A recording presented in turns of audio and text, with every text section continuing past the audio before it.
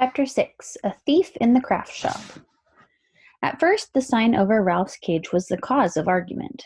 But Aunt Jill, how come Garf is the one who gets to feed the mouse? The campers asked. I want to feed the mouse too. Why can't I feed the mouse? It isn't fair. Nobody else has a mouse. Aunt Jill always gave the same answer. Garf gets to feed the mouse because the mouse is his. He caught it in a butterfly net. This policy inspired some of the campers to go mouse hunting, big game hunting they called it, with butterfly nets. But when no mice were caught, enthusiasm waned and the campers gradually lost interest. Catso followed someone into the craft shop whenever he could, and whenever he succeeded, Aunt Jill said, "Someone had better put that cat out." Usually, Lana was the one who picked up Catso and held him with his face over her shoulder as if he were a baby. "Poor baby," she crooned, patting Catso on the back as if she were burping an infant. Ralph found the smug look on Catso's face most annoying.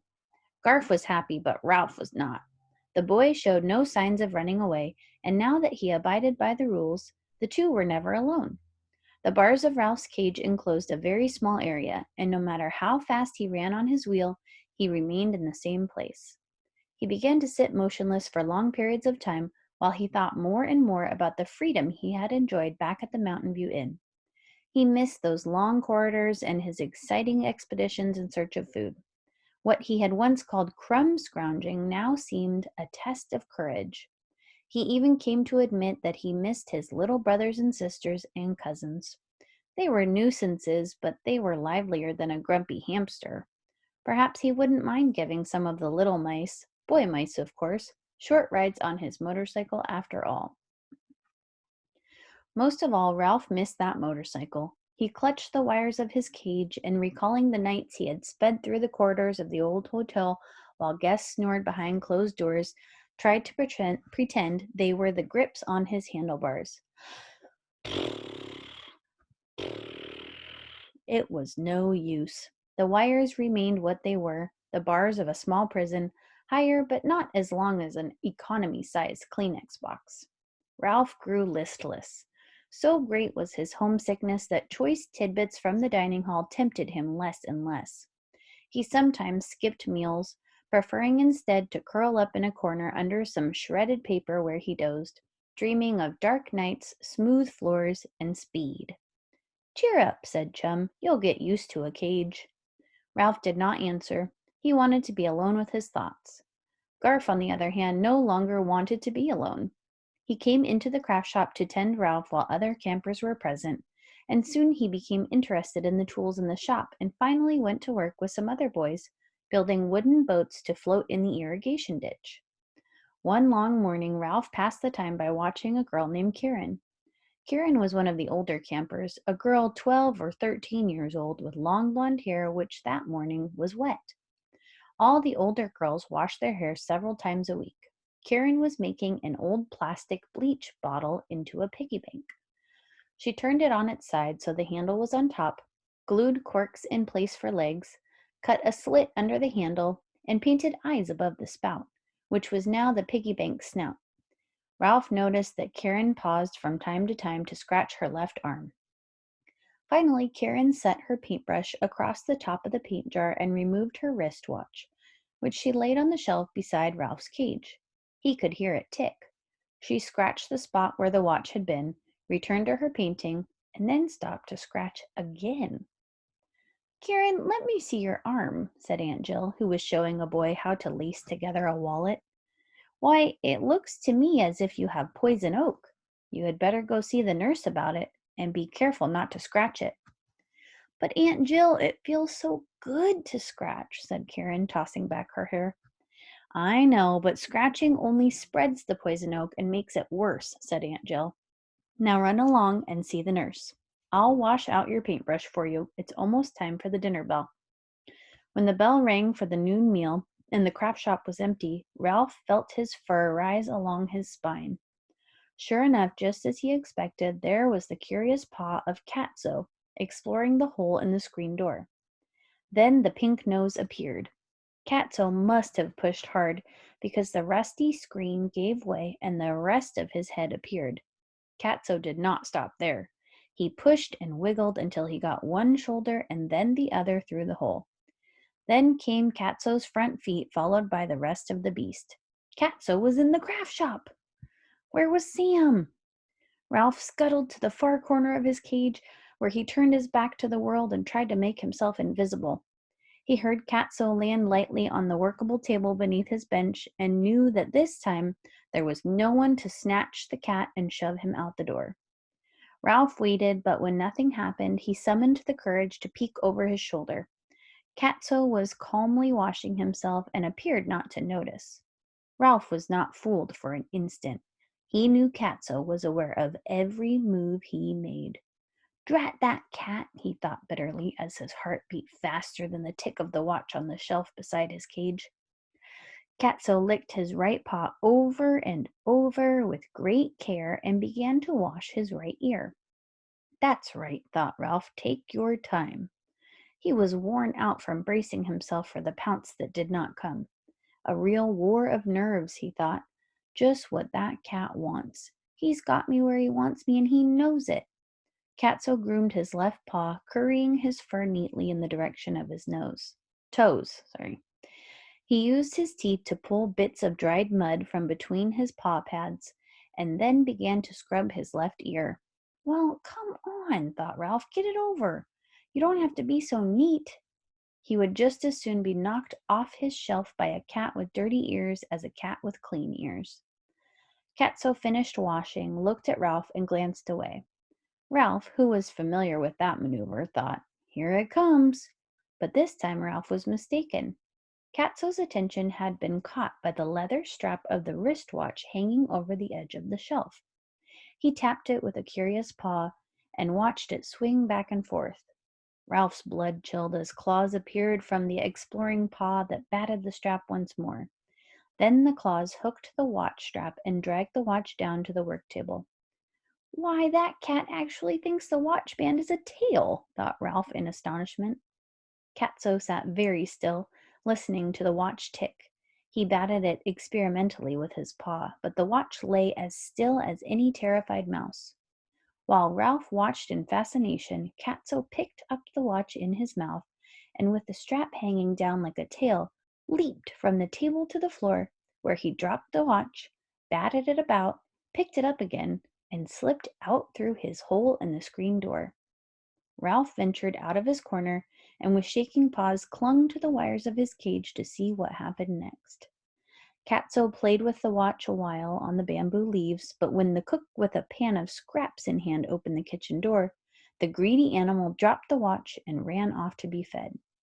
The watch slid on a smooth bamboo husk until it came to rest, hidden from sight under some leaves.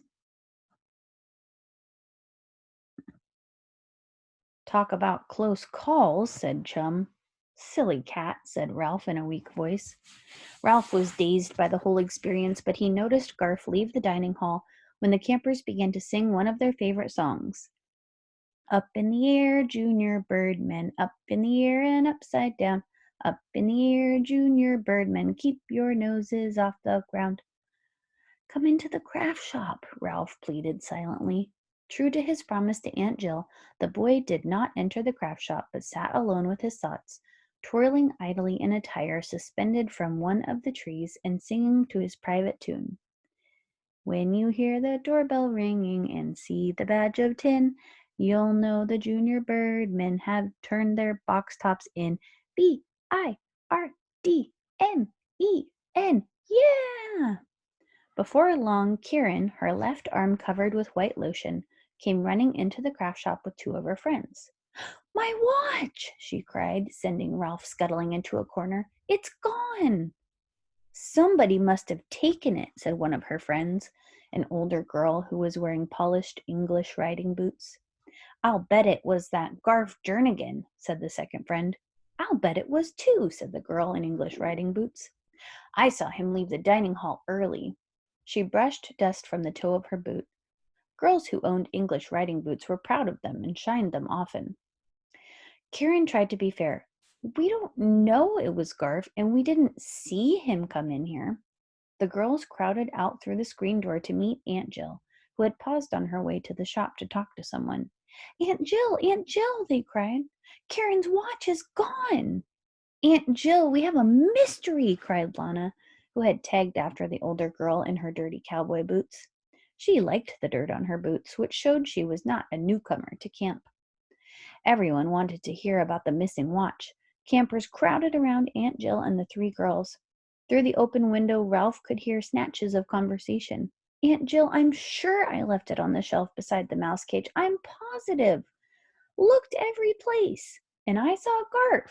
And it was my birthday present. Search the lodges. He sneaks out of the dining hall. Hasn't even been excused from the table. Now, girls, this was Aunt Jill.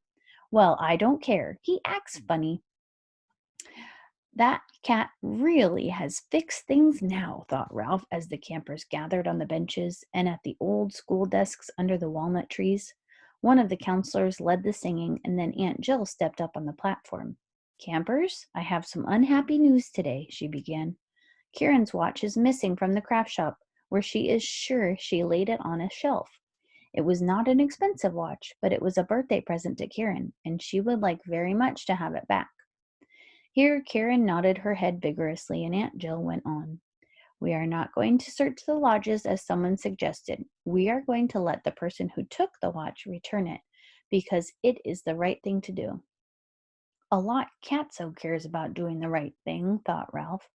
He heard Garf, who was sitting on the last bench, say angrily to the boy in front of him, What are you looking at me for? Aunt Jill continued, No one needs to know who took the watch. It can be returned to the shelf in the craft shop when no one is looking, or to my desk in the office. We are not interested in who took the watch. We want it returned to Karen because returning it is the right thing to do. After Aunt Jill's speech, the campers began to sing, You Are My Sunshine. Garf slipped away from the rest of the campers and, as Aunt Jill had suggested, sat down by himself behind the clump of bamboo. This afternoon was the first time Ralph had seen him sit there. You make me happy, sang the campers. They haven't made Garf happy, thought Ralph, wishing that Garf were sitting on the other side of the bamboo, near the craft shop door, where he might find the watch by accident. That boy is really in trouble, remarked Chum. Ralph turned in surprise. I thought you were asleep under your cedar shavings, he remarked. That's what I make them think, said Chum. I didn't miss a thing. What is your opinion of the case? Asked Ralph, who knew the right words to use in such a situation from watching so many television programs in the lobby of the Mountain View Inn. I think that boy is in a tight spot, said Chum. Everybody knows he used to come into the craft shop when no one was here, and they know he's still the first person to leave the dining hall, so naturally everyone thinks he took the watch. He obviously can't return the watch because he doesn't know where it is, so of course everyone will think he's keeping it. That's the way I had it figured, agreed Ralph. And I can tell you one thing, continued Chum. He's not going to come near the craft shop until that watch is found. But what about me? Squeaked Ralph in dismay, thinking of the sign above his cage. Nobody else feeds me. I'll starve. I'll try to toss you an alfalfa pellet once in a while, said Chum generously. My aim isn't very good, but I should be able to get one into your cage now and then. Enough to keep you going. Going where? Wondered Ralph. No place. What was to become of him when the summer ended and all the campers went home? Would Garf take him away, or would everyone forget him and leave him to starve? He did not want to spend the rest of his life in a cage, and he certainly did not want to be kept alive on a few cast-off alfalfa pellets, only to starve at the end of the summer. There was just one answer. Ralph had to escape. The campers finished a rousing chorus of You Are My Sunshine when Ralph's sharp ears caught a sound that had him on his feet in an instant. It was the sound a boy uses to make a toy motorcycle go. It was made softly, as if by a boy alone in his thoughts. Garf had found Ralph's motorcycle. Hey! Squeaked Ralph at the top of his small voice. That's my motorcycle! Garf stopped pushing the motorcycle across the bamboo leaves just long enough to make Ralph think he might have heard him. Then, to Ralph's disappointment, he put the motorcycle in the pocket of his jeans and went off toward his lodge for the rest period required of all the campers. Ralph was so excited he left the bars of his cage and went for a run on his wheel. Garf spoke his language. He knew how to make the motorcycle go. There was hope after all. All Ralph had to do was explain to Garf. As Ralph thought the matter over, his exercise wheel moved more and more slowly until it came to a stop, and Ralph sat back on his haunches. His plan would not work. Until Garf was cleared of the theft of the watch, he was not going to risk coming into the craft shop. Ralph had to agree that Chum was right. Chapter 7 is called The Escape.